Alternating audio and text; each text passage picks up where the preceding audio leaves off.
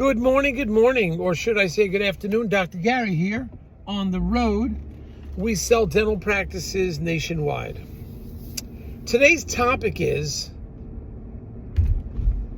buyer changes all the terms of the contract right before closing without consulting his attorney or her attorney. Wait till you hear this story. We bring you information that's hot, that's happening right now. And we do apologize. We don't have time to go into a fancy studio with all plants and lighting and LED. I'm giving you information that happened less than 24 hours, and I hope you like it. Okay, so here's what and we're going to get into that now. So as you know, we're in 28 states now. We're dental practice brokers nationwide. We sell dental practices. I'm a dentist myself, and I've been doing the dental practice brokerage for 13 years. I have 10 employees now, including 2 CPA accountants. We're here to help you. Now, we are available to you from 8 a.m. East Coast time to 9 p.m. East Coast time. So give us a ring anytime. Advice, we always give free advice. Be happy to talk to you. It's a hot market now for sellers, I'll tell you. So the phone number to contact us is 201-663-0935. Our website is dentalpracticeguide.com or nationwidedentalpracticebroker.com. Call us. Let's see what we can put together for you. Always here to help you. Now, if you're thinking about selling to DSOs, that's a whole world is changing month by month now with DSOs. So we're here to help you. Now, we've been doing this a long time. We work with some of the largest DSOs in the country. We know what they want, how they operate, who their personnel is, who the contact people is, what their underwriting department is like. I mean, we just are there we're there. We're on the beat with them. We're the cop on the beat. We're in the front lines. Things are changing. So we would choose the best DSO for you. We're independent. We don't work for the DSOs. However, often they will pay our commission. So there's no commission to the seller. And if you work with us, I'll often get your legal fees reimbursed at successful closing based on certain criteria. And we've done that multiple times. So give us a call and we're going to get on this for you, whatever you need. So what happened? This is like chaos again. The buyer was buying real estate. Obviously, we changed some of the information to maintain privacy. Buyer is buying real estate and a dental office simultaneously. Now, historically, banks will pay 100% financing for the dental office, about 20% financing, 80% financing for the real estate.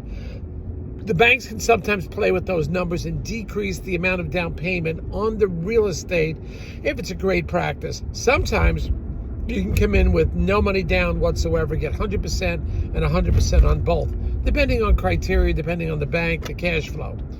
But this is a situation where the buyer didn't have all the money for the real estate. They're getting 100% for the practice, but they don't have all the money for the real estate down payment, which would have been 20%. So the seller is holding 10% of the real estate money, and bank approved that.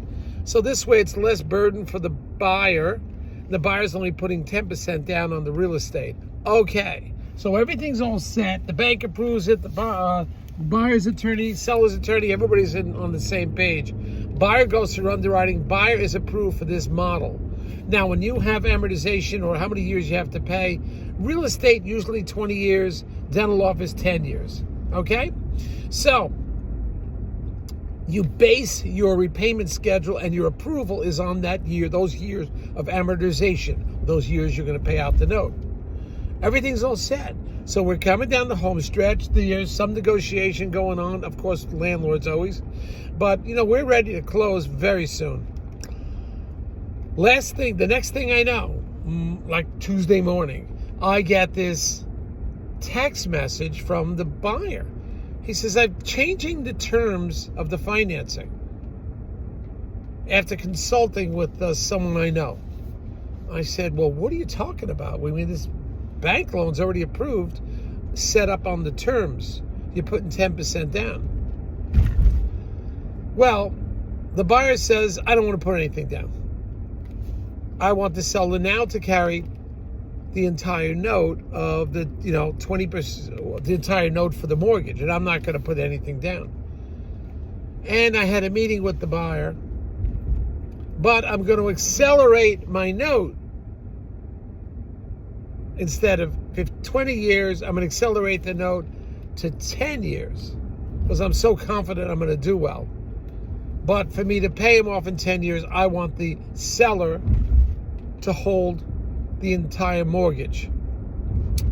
And I'm saying, wait a minute, you can't accelerate your amortization, which is based on 20-year payout for the real estate, because it makes it easier for you for 20 years. If you cut it down and accelerate it to 10 years, that means you have a much tighter cash flow. And who says the seller wants to carry your mortgage at 20%?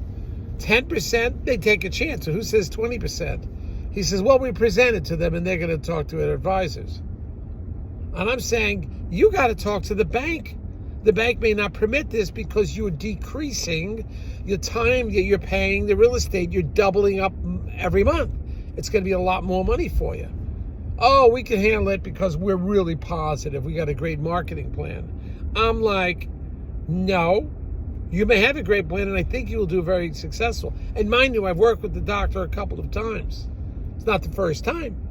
So I had a lot of confidence in the doctor. But he comes up with this, I would call it foolish advice that he got from somebody to accelerate his mortgage payments for the real estate if the seller holds the entire real estate note. Now, mind you, real estate's going down in value now. We're in a funny time in March of 2023. These are troubled times. So, and you're trying to pay off this note faster, doesn't sound right. And I am not comfortable with this. So I spoke to the banker, and the banker says, no way. We're not going to approve the note because they're accelerating or decreasing the time they're paying off the real estate.